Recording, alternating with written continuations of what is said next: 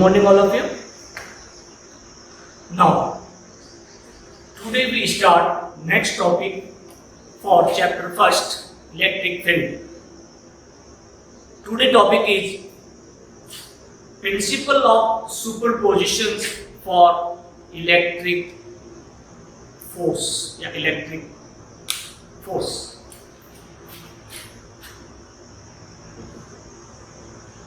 Principle of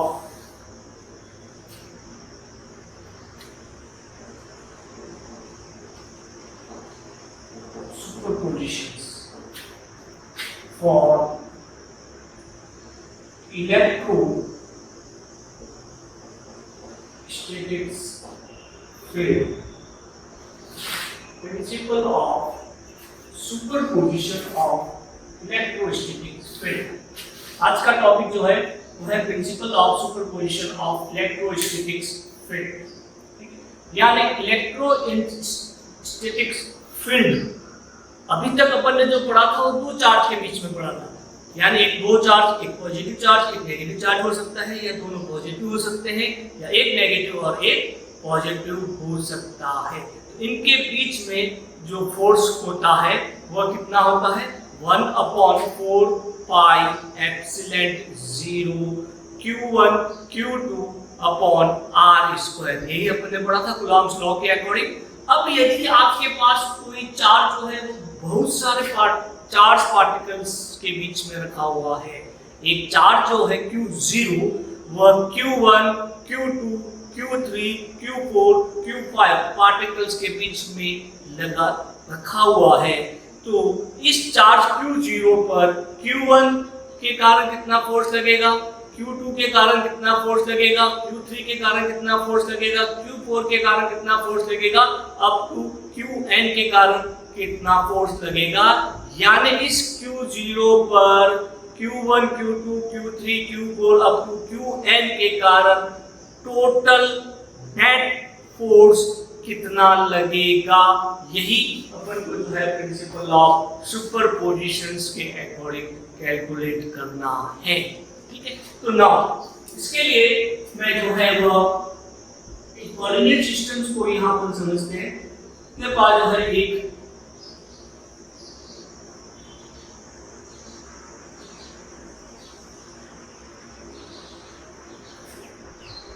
x y और z axis है। एक चार्ज जो है यहाँ पर Q1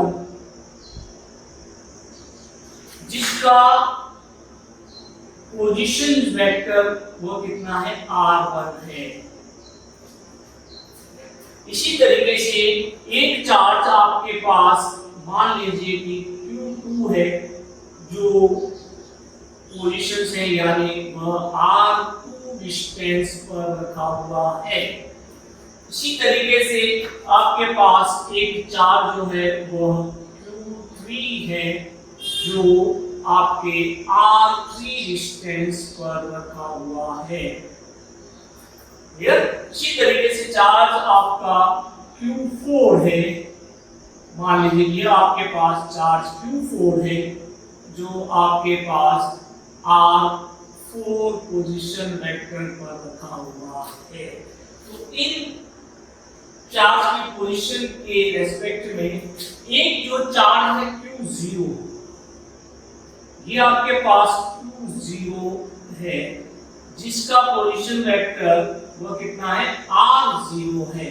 इस Q0 चार्ज पर, ये वाला जो Q0 चार्ज है, इस Q0 चार्ज पर इस Q1 के कारण कितना फोर्स लगेगा, इस Q2 के कारण कितना फोर्स लगेगा, Q3 के कारण कितना फोर्स लगेगा, Q4 के कारण कितना फोर्स लगेगा, अप टू Qn के कारण कितना फोर्स लगेगा। यानी इस Q0 पर Q1 Q2 Q3 Q4 Qn के कारण नेट फोर्स कितना होगा, यही अपन को कैलकुलेट करना है। नेट फोर्स कितना होगा, तो जो नेट फोर्स होगा वह कितना होगा, इस Q0 के कारण Q1 पर जो फोर्स लगेगा, इस Q0 के कारण Q0 पर Q2 के कारण जो फोर्स लगेगा, इस Q0 पर Q3 के कारण जो फोर्स लगेगा, Q4 4 के कारण जो Q0 पर फोर्स रहेगा, उन सभी फोर्स का total sum of the total force के इक्विवेलेंट हो जाएगा। यानी यही आपका क्या कहलाता है, प्रिंसिपल ऑफ सुपरपोजिशन। यानी एक चार्ज पार्टिकल पर टोटल नेट फोर्स जो है वह दूसरे चार्ज पार्टिकल्स के कारण जो अलग अलग फोर्स लगता है, उन सभी फोर्स का सम वह नेट फोर्स जो है वो Q0 पर लगेगा, और यही आपका प्रिंसिपल ऑफ सुपरपोजिशन कहलाएगा। तो अपन यहाँ पर कैलकुलेट करते हैं कि कितना होगा नेट फोर्स, कितना होगा नेट फोर्स F कितना होगा, वह इक्वल होगा फोर्स F01। इसका मतलब Q0 चार्ज पर Q1 के कारण लगने वाला force F01 plus F02 Q0 पर Q2 चार्ज के कारण लगने वाला फोर्स प्लस F03 यानी Q0 पर Q3 चार्ज के कारण लगने वाला फोर्स प्लस F04 Q0 पर Q4 के कारण लगने वाला फोर्स के टोटल सम के इक्विवेलेंट होगा। यही आपका principle of superposition of electric field, electric charge. And थोड़ा सा हो गया इलेक्ट्रिक इलेक्ट्रोस्टैटिक चार्ज, यानी चार्ज पर कितना फोर्स लगेगा, यही अपन को कैलकुलेट करना है। तो मैं यहाँ पर आप देखिए कितना लगता है। जनरली अपन दो चार्ज पर लगने वाला फोर्स कूलॉम्स लॉ के कारण जो F जो होता है वो कितना होता है, 1/4 pi epsilon 0 Q1 Q2 upon R square. यही होता है आपका कूलॉम्स लॉ। यहाँ दो चार्ज होते हैं आपके पास, ये चार्ज ये Q1 है और ये चार्ज आपका Q2 है, इनके बीच की डिस्टेंस R है, तो इतना जो है आपके नेट फोर्स लगता है। तो अपन यहाँ पर दो चार्ज का एक एक कंसीडर करते हैं। सबसे पहले अपन कैलकुलेट करते हैं इस Q0 पर Q1 के कारण कितना फोर्स लगेगा, तो वह फोर्स था आपके पास F01। यही फोर्स था आपके पास F01 की यहाँ पर मैं बात करता हूँ। तो F01 इस Q0, मान लीजिए कि ये सभी चार्ज लाइट चार्ज हैं, तो इस Q0 पर Q1 के कारण जो फोर्स लगेगा वह फोर्स आपका इस डायरेक्शन में होगा। मान लीजिए कि वह होगा आपके पास F01। ठीक है, अब इसके बीच की डिस्टेंस, ये वाली डिस्टेंस ये हो जाएगी, मान लीजिए कि वेक्टर नोटेशन में ये हो जाएगी रिजल्टेंट डिस्टेंस कितनी हो जाएगी, R01। R01 आपके कितना होगा, R2 minus R0 minus R1 होगा। ये अपने वेक्टर नोटेशन में मैंने आपको बताया था। यानी एक चार्ज आपका Q1 है, एक चार्ज आपका Q0, इसके ऊपर फोर्स कितना लग रहा है, F01 लग रहा है। इनके बीच की डिस्टेंस कितनी हो जाएगी, वेक्टर R01। F01 कितना हो जाएगा, 1/4 पाई एप्सिलॉन 0। चार्ज कितना है Q0 पर Q1 के कारण लगने वाला Q1 अपॉन डिस्टेंस कितनी हो जाएगी, R01 का स्क्वायर हो जाएगा। क्लियर? ये तो था आपके पास Q0 पर Q1 के कारण लगने वाला फोर्स F01 हो जाएगा। Now we have to calculate F02 यानी इस पर लगने वाला फोर्स, यानी इस Q2 चार्ज के कारण Q0 पर लगने वाला फोर्स मान लीजिए कि वह आपके इस डायरेक्शन में होगा, यानी ये आपके पास डिस्टेंस हो जाएगी, मान लीजिए कि R02 हो जाएगी। इस प्रकार ये फोर्स लगेगा आपके पास। ये फोर्स आपके पास कितना होगा, 1/4 pi epsilon 0 Q0 Q2 upon R02 vector का स्क्वायर। यानी ये अपने पास कूलम्ब्स लॉ के अकॉर्डिंग आपके पास इतना फोर्स लग जाएगा। सिमिलर Q3 चार्ज के कारण Q0 पर लगने वाला फोर्स मान लीजिए कि वह कितना है, F03 है। यानी इस Q3 चार्ज के कारण इस Q0 पर लगने वाला फोर्स ये जो होगा, सपोज कीजिए कि इसका डायरेक्शन जो होगा वो इस डायरेक्शन में हो जाएगा, ये फोर्स हो जाएगा F03 हो जाएगा। तब वो कितना हो जाएगा, और उनके बीच की डिस्टेंस ये हो जाएगी आपके पास R03 हो जाएगा 1/4 pi epsilon 0 Q0 Q3 upon R03 का स्क्वायर वेक्टर नोटेशन में। इसी तरीके से आपके पास सिमिलर प्रोसेस F04 यानी चार्ज Q4 के कारण Q0 चार्ज पर लगने वाला फोर्स इक्वल्स टू हो जाएगा 1/4 pi epsilon 0 Q0 Q4 upon R04 vector का स्क्वायर हो जाएगा। इस तरीके से आपके F01 02 3 4 और अप टू n चार्जेस के कारण लगने वाला फोर्स वो कितना हो जाएगा। नाउ अब टोटल फोर्स कितना हो जाएगा, sum of the individual force. Total force कितना हो जाएगा, sum of the individual force, जितने भी जो अलग अलग फोर्स हैं उन सब का टोटल सम, यही आपका प्रिंसिपल ऑफ सुपरपोजिशंस कहलाएगा। तो आपके पास net force F net total F01 ये रहा आपके पास 1/4 pi epsilon 0 Q0 Q1 upon R01 vector का square plus 1/4 pi epsilon 0 Q0 Q1 upon R02 vector का square plus 1/4 pi epsilon 0 Q0 Q3 upon R03 का स्क्वायर एंड सो ऑन। इस तरीके से n पार्टिकल के लिए n तक आपके फोर्स लग जाएगा।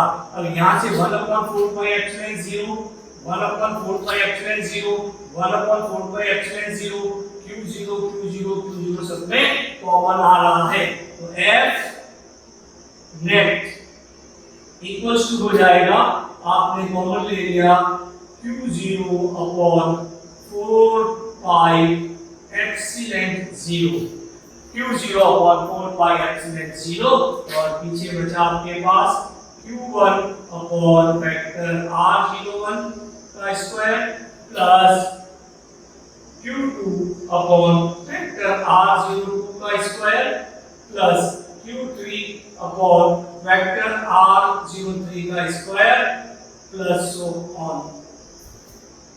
ठीक है, तो ये आपके पास नेट फोर्स लगेगा। यानी इस चार्ज Q0 पर Q1 Q2 Q3 Q4 and so on Qn तक टोटल जो इसके ऊपर फोर्स लगेगा वह नेट फोर्स कितना होगा, Q0 upon 4 by epsilon 0 Q1 upon R0 square and so on. Now मैं इसको जो है वो एक जनरल फॉर्म में लिख सकता हूं, F net equals to Q0 upon 4 pi epsilon 0 I equals to 1 to n for n particles electrostatic charge। ठीक है, n particles clear। तो therefore n particles में यहाँ पर आ जाएगा qi और यहाँ पर आ जाएगा r0i वेक्टर का square. That is the principle of superposition of electric charge. Electric charge का जो प्रिंसिपल ऑफ सुपरपोजिशन होगा वो यही आपका कैलकुलेट होगा, यही आपका क्या होगा, कैलकुलेट हो जाएगा। ये आपका क्या कहलाता है, principle of superposition for electrostatic charge. इस चार्ज पर जो है वो कितना प्रिंसिपल ऑफ सुपरपोजिशन यहाँ पर वर्क करेगा, तो ये आपको ध्यान में रखना है। तो टोटल कितना होता है, टोटल जो होता है वह सम ऑफ द टोटल फोर्स इसी एक चार्ज पर कितना होता है। That the concept of the electrostatic charge. Clear. Now ये तो था आपके पास प्रिंसिपल ऑफ सुपरपोजिशन। अब अपन नेक्स्ट जो टॉपिक है आपका, उसी टॉपिक्स को अपन यहाँ पर डिस्कस करेंगे। वो नेक्स्ट टॉपिक से आपका डाइलेक्ट्रिक कांस्टेंट, इंपॉर्टेंट कॉन्सेप्ट है। डाइलेक्ट्रिक कांस्टेंट क्या होता है या रिलेटिव परमिटिविटी क्या होती है, इसी के बारे में जो है अपन नेक्स्ट टॉपिक्स को डिस्कस करेंगे। यानी आपके पास डाइलेक्ट्रिक कांस्टेंट या अपन इसको कहते हैं रिलेटिव परमिटिविटी। रिलेटिव परमिटिविटी या ये आता है कि रिलेशन बिटवीन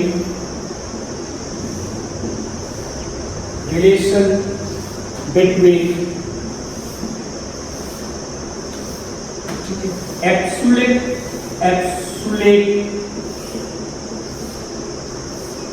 परमिटिविटी, इसको अपन रिप्रेजेंट करते हैं एप्सिलॉन 0। Medium permittivity,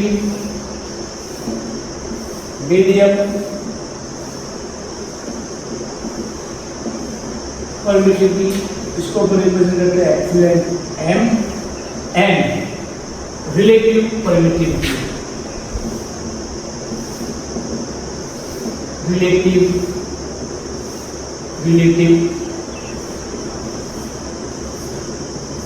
permittivity. तो ये होता है relation between absolute permittivity, medium permittivity and relative permittivity. ये भी है, या पर इसको कहते हैं डाइलेक्ट्रिक कांस्टेंट।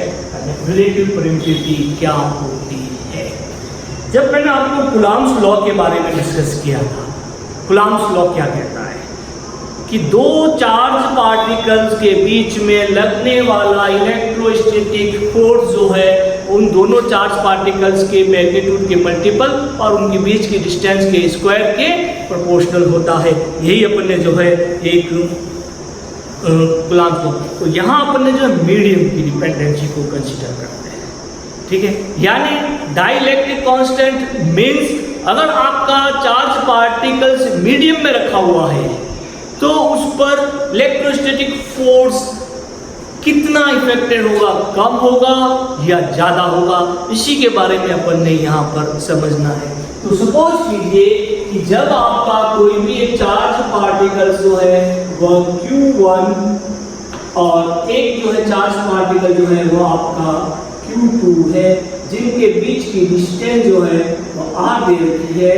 तो जब आपका यह पार्टिकल, जब आपका मीडियम जो है एयर है, मीडियम जो है एयर है या वैक्यूम है, तो उस कंडीशंस में जो फोर्स लगता है वह होता है 1/4 pi epsilon 0 Q1 Q2 upon R square. जब मीडियम आपका एयर था तो इतना फोर्स लगता है। ये एप्सिलॉन 0, यही एप्सिलॉन 0 आपका क्या कहलाता है? एब्सोल्यूट परमिटिविटी कहलाता है। एब्सोल्यूट परमिटिविटी, एब्सोल्यूट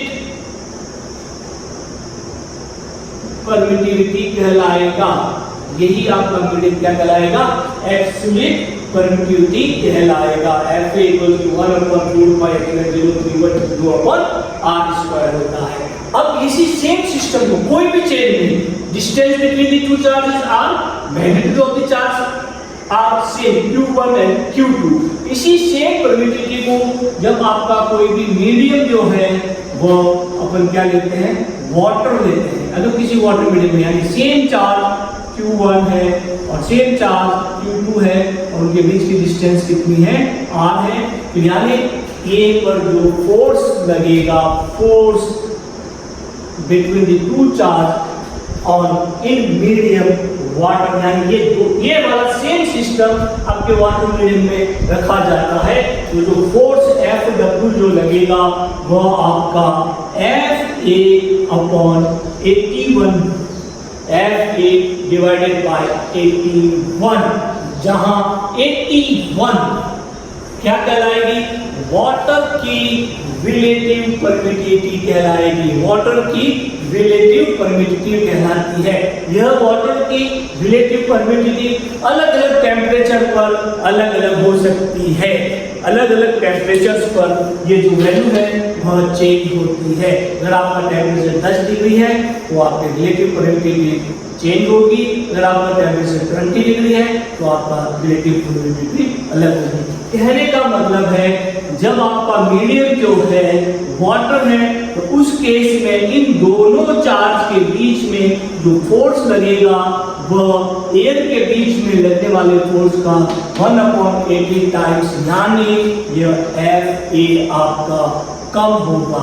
यानी हम कह सकते हैं कि अगर आपके किसी चार्ज पार्टिकल में आपके पास 5 न्यूटन्स या 10 न्यूटन्स आपका फोर्स लग रहा है, तब वाटर में जो फोर्स लगेगा 5 न्यूटन बाय 81 या 10 न्यूटन्स बाय 81, यानी तो यह 81 आपका क्या कहलाता है, रिलेटिव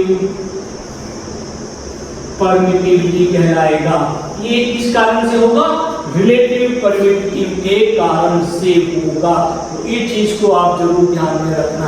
इसी प्रकार अगर मैं जो है वो मीडियम, अगर मैं केरोसिन लेता हूं, क्या मीडियम केरोसिन लेता हूं, तो जो फोर्स लगेगा वह मान लीजिए कि 5 न्यूटन था फोर्स ऑन केरोसिन, तो 5 न्यूटन डिवाइडेड बाय 2 होगा, या आपके पास 10 न्यूटन फोर्स था तो डिवाइडेड बाय 2 आपकी क्या कहलाएगी, एक relative permittivity of the kerosene. इस तरह से कोई भी पदार्थ है या जो सब्सटेंस है उस सब्सटेंस की रिलेटिव परमिटिविटी अलग अलग होती है। सब्सटेंस की रिलेटिव परमिटिविटी अलग अलग होती है। तो यह रिलेटिव परमिटिविटी कैसे कैलकुलेट की जाएगी, यही अपने लिए इम्पोर्टेंट है। तो यानी रिलेटिव परमिटिविटी क्या होगी, इसी के बारे में अपन अपने यहाँ पर समझते हैं। यानी अगर आपका एक कॉन्सेप्ट तो ये आया कि जो एयर के अंदर अगर सेम पार्टिकल सेम चार्ज यहाँ पर रखा हुआ है तो उसके ऊपर जो फोर्स लगता है और वही सेम सिस्टम सेम पार्टिकल जो वाटर में लगता है तो उसमें जो फोर्स लगेगा वह दोनों चेंज होंगे। यानी for electrostatic force in medium and electrostatic force in air are different, और वह किसके कारण होता है, उस सब्सटेंस की रिलेटिव परमिटिविटी के कारण होता है। यानी अगर आपका कोई भी चार्ज पार्टिकल एयर में रखा हुआ है और उसके ऊपर अगर आपका 5 न्यूटन फोर्स है एयर के अंदर, तब जो वाटर के अंदर उसी सिस्टम को रखा जाए तो उसके ऊपर जो फोर्स लगेगा वो कितना होगा, 5/81 हो जाएगा, यानी 1/81 टाइम्स कम हो जाएगा। क्लियर? तो ये आपके ध्यान रखना, ये किसके कारण होता है, उस सब्सटेंस की रिलेटिव परमिटिविटी के कारण होता है। तो इस चीज को आप जरूर ध्यान में रखेंगे। अब यहाँ पर आता है कि रिलेटिव परमिटिविटी को अपन कैसे जो है डेफिनेशंस को यहाँ पर समझें। देखिए आप इधर रिलेटिव परमिटिविटी यानी absolute R equals to force on a vacuum upon force on a medium of that systems. Electrostatic force on a medium of that system. वह सिस्टम जो वैक्यूम में रखा हुआ वही सिस्टम वापस आपको किसमें रखना है, मीडियम में रखना है। That systems. Clear? Systems. Clear? दो चार्ज के बीच में डिस्टेंस सेम है, चार्ज का मैग्नीट्यूड सेम है, सेम सिस्टम आपको वैक्यूम में रखना है, सेम सिस्टम आपको मीडियम में रखना है। इनका जो रेशियो आएगा वही रेशियो आपका क्या कहलाता है, रिलेटिव परमिटिविटी कहलाती है। तो अपन जानते हैं कि मान लीजिए चार्ज पार्टिकल होगा तो कितना होता है, 1/4 पाई एप्सिलॉन 0, ठीक है, into vacuum Q1/Q2 upon R square. Then now consider force on medium, तो यहाँ पर क्या आ जाएगा, 1/4 पाई एप्सिलॉन m, ये मीडियम की रिलेटिव परमिटिविटी, मीडियम की परमिटिविटी कहलाएगी। और ये कितना होगा, Q1 upon Q2 upon R square. Clear? तो यहाँ से देखिए 1/4 पाई कैंसिल हो जाएगा, Q1 Q2 अपन कैंसिल हो जाएगा, तब आपके पास क्या बचेगा, epsilon m upon epsilon 0। Clear? Epsilon m upon epsilon 0। Therefore, epsilon r relative permittivity is equals to epsilon m upon epsilon 0। यही आपको क्या कहलाती है, रिलेटिव परमिटिविटी कहलाएगी। यानी ये होता है आपके पास रिलेटिव परमिटिविटी, और यही आपका क्या कहलाएगा, relation between absolute permittivity, medium permittivity and relative permittivity. यानी एब्सोल्यूट परमिटिविटी हो जाएगी आपके पास, ये आपके पास मीडियम परमिटिविटी हो जाएगी आपके पास, और ये आपके पास जो है रिलेटिव परमिटिविटी हो जाएगी। ये चीज को आप जरूर समझे। तो यानी यहाँ से जो एप्सिलॉन m आ जाएगा, एप्सिलॉन m जो होगा वह कितना होगा, एप्सिलॉन r इंटू एप्सिलॉन 0। ये होता है आपके पास कौन सा, epsilon m equals to epsilon r into epsilon 0। तो हर मॉलिक्यूल्स की, जैसे वाटर की है तो टेम्परेचर के अकॉर्डिंग चेंज होती है, वैक्यूम में कितनी होती है रिलेटिव परमिटिविटी, 1 होती है। जैसे आपके पास कैरोसिन लिया है तो उसकी रिलेटिव परमिटिविटी भी क्या होगी, चेंज होगी। क्लियर? तो ये आपको ध्यान में रखना है। इस आधार पर जो आपका फोर्स लगेगा किसी भी मीडियम में, F force on medium equals to 1/4 pi epsilon m, ये लगे epsilon m into Q1 upon Q2 upon R square. तो यहाँ पर जो है वह m equals to 1/4 pi epsilon m कितना होगा, एप्सिलॉन r और एप्सिलॉन 0, और ये हो जाएगा Q1 Q2 upon R square. That's the concept. Clear? तो यहाँ से आपके पास क्या आ जाएगा, f m equals 1/4 pi epsilon 0 Q1 upon Q2 कितना होगा, f a upon epsilon r. यही चीज मैंने आपको बताई थी कि भाई एप्सिलॉन आर होगा वो इतना हो जाएगा, एप्सिलॉन आर टाइम्स होगा होगा, और यही एप्सिलॉन आर को मैंने इधर ले लिया, एप्सिलॉन आर इक्वल्स क्या आ गया, f a upon f m. और यही मैंने एप्सिलॉन एम की जो है वो डेफिनेशन जो है मैंने आपको बताई थी। एप्सिलॉन आर क्या होता है, force on vacuum, force on A vacuum upon force on a medium, force on a medium. That is the definitions of the relative permittivity. अगर एग्जाम में आपके पास जो है वो रिलेटिव परमिटिविटी की डेफिनेशंस अगर आपको पूछी जाए तब आपको जो है यही डेफिनेशंस आपको बतानी है कि the ratio between the electrostatic force in A vacuum and electrostatic force for same systems in a medium. तो यही आपका रिलेटिव परमिटिविटी की डेफिनेशन जो है वो यहाँ पर मैंने आपको बताई है। उसी के आधार पर मैंने ये फॉर्मूला भी मैंने आपको बता दिया कि कैसे आता है। तो ये तो आपके पास है। इसी को डाइइलेक्ट्रिक कांस्टेंट भी कहते हैं। इसी को अपन क्या कहते हैं, डाइइलेक्ट्रिक कांस्टेंट भी कहते हैं। इसी को अपन क्या कहते हैं, डाइइलेक्ट्रिक कांस्टेंट भी कहते हैं। तो इस चीज को आप जरूर ध्यान में रखेंगे।